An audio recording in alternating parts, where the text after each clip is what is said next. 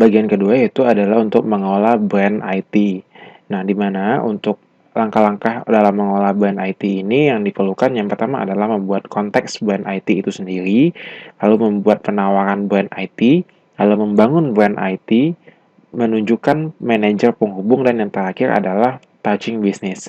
Kita akan bahas satu persatu dari langkah-langkah ini. Yang pertama adalah membuat konteks brand IT. Nah, di sini yang dibutuhkan adalah sebuah strategi bisnis, strategi IT, dan memahami bagaimana bisnis memandang dan menerima IT itu sendiri. Nah, di sini kita lihat dari ketiga jenis ini itu nanti akan memperoleh sebuah kejelasan nilai bisnis, lalu ada kejelasan peran IT dalam mendukung strategi bisnis, dan akan diperoleh juga pemahaman bagaimana IT itu dipandang. Nah, bagian kedua yaitu membuat penawaran brand IT. Di sini yang pertama dilakukan adalah mengidentifikasi komponen layanan yang diberikan terkait dengan fungsi IT sebagai following, enabling, atau leading. Dari sini nanti itu akan dapat mengidentifikasi kebutuhan target pasar, dan terakhirnya itu akan membuat sebuah penawaran yang mudah dimengerti, mudah diingat, dan dapat diterapkan. Nah, hasil dari ini yaitu akan berupa aksesibel, yaitu target pasar mengerti yang kita bicarakan, adanya memorable, yaitu di mana konsep terus melekat di pelanggan, dan adanya applicable, target pasar mengerti isu yang kita tawarkan berhubungan dengan kebutuhan mereka. Bagian ketiga yaitu adalah terkait dengan pembuatan framework membangun brand. Nah, di sini yaitu adalah yang dilakukan adalah identifikasi komponen utama brand. Lalu dari sana akan dapat ditentukan bagaimana brand itu dikomunikasikan dan tampaknya. Nah, nanti dari sana akan dilakukan sebuah asesmen performansi existing dan akan menemukan sebuah gap. Nah, di sini diharapkan nanti akan diperoleh tujuan, yaitu pesan yang konsisten, adanya kesepakatan cara penyampaian cerita, lalu bagaimana brand akan dikenal dan manfaat dari brand itu sendiri.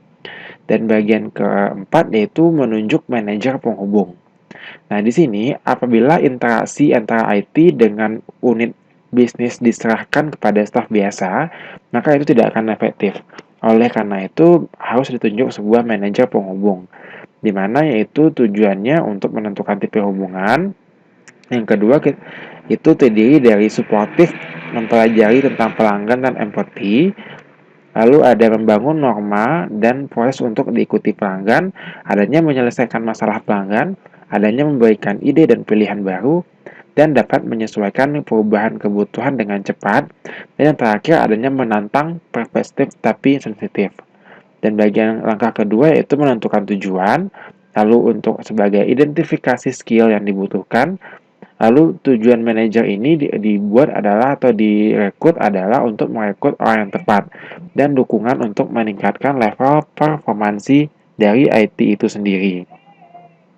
Nah, langkah kelima yaitu yang terakhir adalah untuk touching the business, di mana di sini membangun hubungan awal dan memahami bisnis, lalu membuat rencana hubungan secara kontinu, dan mengelola performansi sehingga nanti akan mendukung perubahan dalam fungsi IT.